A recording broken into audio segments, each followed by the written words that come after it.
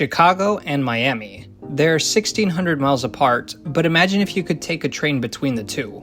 Well, back in the day, you didn't have to imagine.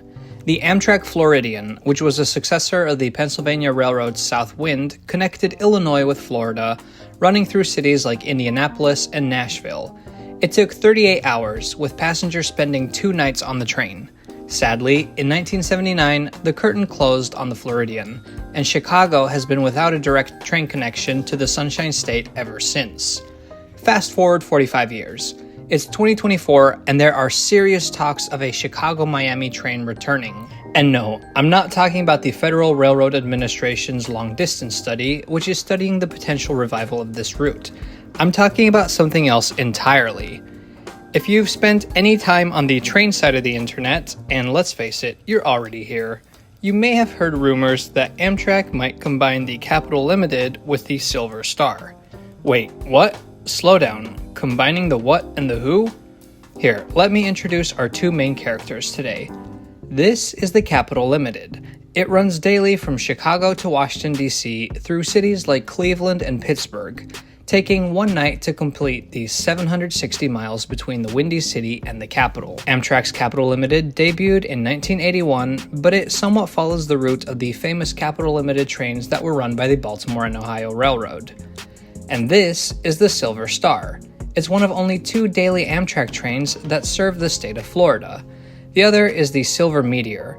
Amtrak took over the Silver Star from its inception in 1971, and the service has existed on and off since then. Both the Silver Meteor and the Silver Star leave from Miami and head north towards Washington, D.C. However, in Florida, the Star makes a detour to stop in Tampa, which leads to the weird situation where the train stops in Lakeland, Florida twice on the same trip. The Star and the Meteor take different routes through the Carolinas too.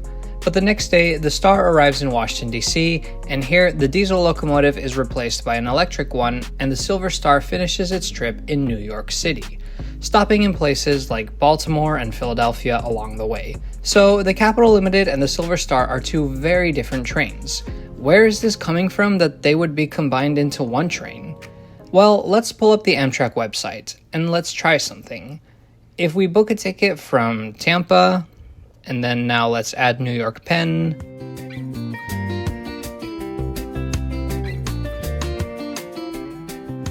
And we'll pick November 8th as our date. Click search. There it is, the Silver Star. $131, not too bad. But now let's switch the date to the next day, November 9th. And look at that. It says sold out. Seems kinda weird it would be sold out so far in advance. So I'll pick a random date in January and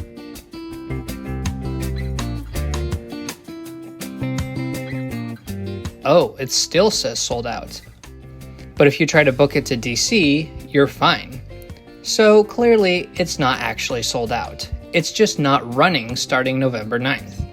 But then where's the speculation coming from that it is being merged with the Capital Limited? Well, the Capital Limited uses different equipment from the Silver Star. For the Capital Limited, you currently have the option of booking a family room, which you do not have on the Silver Star.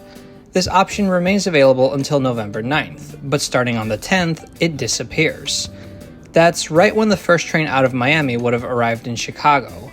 So 2 and 2 is 4, and maybe the Capital Limited will use trains from the Silver Star.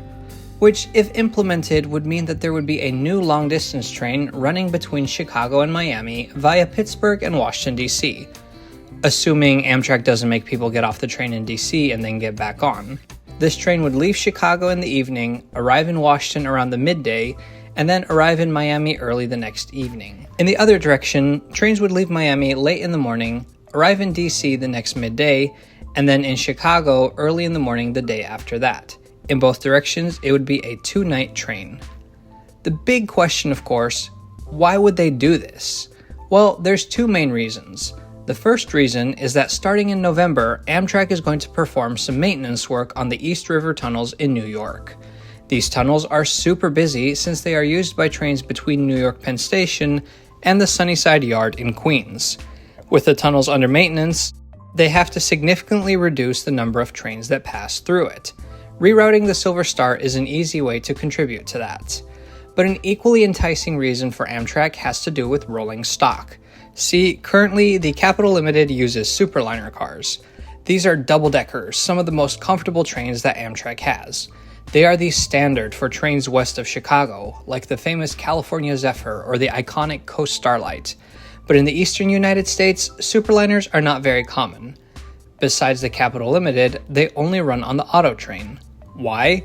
Because practically all trains in the east end up serving New York Penn Station, and the tunnels in New York are too small to let Superliners pass through them. That is the reason why the Silver Star uses single-level equipment, Amfleet coach cars and Viewliner sleeper cars. Currently, the Silver Star needs 4 consists to run between Miami and New York, while the Capital Limited needs 3 Superliner consists. But a combined Miami to Chicago train would only need 5 consists because of the way that the schedule works out. Amtrak has enough single-level equipment for that, which means it would free up the significant number of Superliners that the Capital Limited currently uses. Western Amtrak routes are in dire need of more Superliners, especially in the summer months, so this would be a huge advantage. Speaking of advantages and disadvantages, I can see both with this plan. For disadvantages, starting off with what I think is the least problematic, certain northeastern cities would lose their direct connection to Columbia, South Carolina, and Tampa. This seems pretty easy to solve. Just provide a cross-platform transfer between the Star and a Northeast Regional at Washington. Single-level cars on the Capital Limited also means a slight decrease in capacity, which isn't great, but what I'm most worried about is on-time performance. I have seen the Silver Star come into DC delayed upwards of 4 hours on several occasions.